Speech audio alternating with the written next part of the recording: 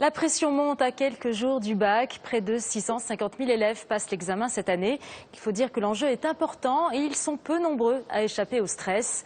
Nous sommes allés dans un lycée des Ardennes à Rethel où des séances de sophrologie sont proposées aux élèves de terminale. C'est l'infirmière scolaire qui en a eu l'idée. Elle voyait défiler dans son bureau des jeunes gens un peu trop angoissés. Reportage de Julie Beckrich et de Jacques Duboz. Les 30%, par exemple, les 0,3, ça va aller où? Dernière ligne droite avant le bac, le temps des ultimes révisions avec le prof de maths. Et dans ses têtes déjà bien pleines, à côté des formules et des graphiques, ça gamberge. Le bac, facteur d'angoisse. Ça fait peur quand même, le bac c'est un diplôme important. On ne sait pas vraiment ce qu'on va pouvoir devenir sans bac ou même avec un bac et voilà, c'est forcément un peu stressant. On voit tout le monde qui est à fond dans les révisions, qui stresse, qui se disent on ne l'aura pas, machin, ça nous redonne un peu de stress quand même. 1, 2, 3, 4, Pour 5. déstresser Inspire. et aborder les épreuves sereinement, ce lycée propose aux élèves de terminale des séances de sophrologie.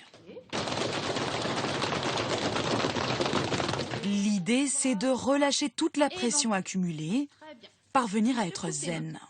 Secoue, secoue, secoue. Souffle, relâche doucement.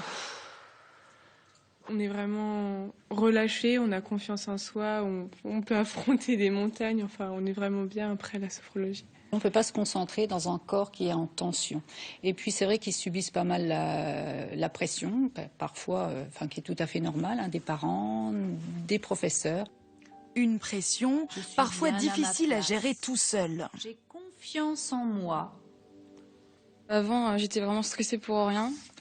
Il fallait toujours que je prends un traitement en fait. Et grâce à la sophrologie, j'ai l'impression que j'en ai un peu moins besoin. C'est justement ce recours trop facile aux médicaments qui a alerté l'infirmière scolaire de cet établissement. Je me suis dit qu'il fallait qu'on fasse quelque chose pour les aider sur du long terme, parce que le médicament c'est bien, ça les aide sur le moment présent, mais ils ne peuvent pas en prendre non plus toute leur vie. Sophie Deschamps, elle a totalement arrêté les vitamines. Aujourd'hui, elle ne jure plus que par ses exercices zen. Et le résultat se ressent dans son attitude comme dans sa capacité de travail. Là, elle arrive à se concentrer vraiment sur les choses. Pendant 1 heure, même 2 heures, voire 2 heures, même plus, elle reste dans sa chambre à faire ses devoirs. Améliorer les résultats des élèves en travaillant à leur bien-être, une idée qui commence à faire son chemin dans plusieurs lycées en France. Et Jennifer Nock est avec nous sur ce plateau. Bonjour Jennifer. En 2009, plus de 20% des jeunes déclaraient souffrir de stress en période d'examen. Nervosité, irritation, angoisse. Comment peut-on surmonter tout ça ? Eh bien tout d'abord Sophie, un esprit sain dans un corps sain. Première règle donc, bien manger. Pour cela, préférez les sucres lents, les oligo-éléments. Mangez du poisson, des céréales complètes, des bananes, des fruits secs.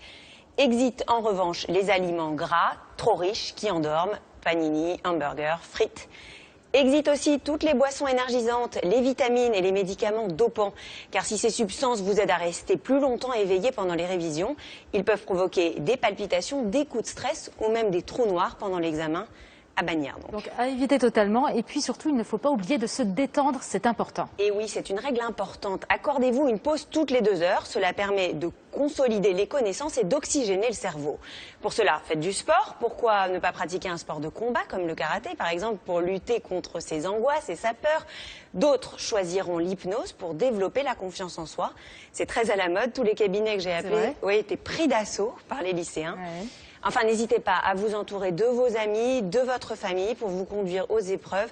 Ne vous isolez pas complètement pendant la révision. On est là pour ça. Il existe aussi des moyens pour améliorer ses performances. Et oui, c'est scientifique. Plusieurs études ont montré qu'il existait des moyens mnémotechniques pour doper son cerveau. Par exemple, bouger rapidement les yeux horizontalement de droite à gauche fait interagir les 2 hémisphères et optimise la mémoire à court terme. La musique aussi joue sur la concentration. Écouter certaines mélodies très répétitives régule... Même en travaillant ? Voilà, mais ça régule l'attention. D'accord. Sans parole, bien sûr. Et puis méditer, car la méditation facilite beaucoup la lecture. Vous lisez plus vite et vous retenez mieux. Bon, et la méditation, ça marche aussi pour les parents ? Très certainement. Bon, on va essayer alors. Merci beaucoup Jennifer pour vos conseils.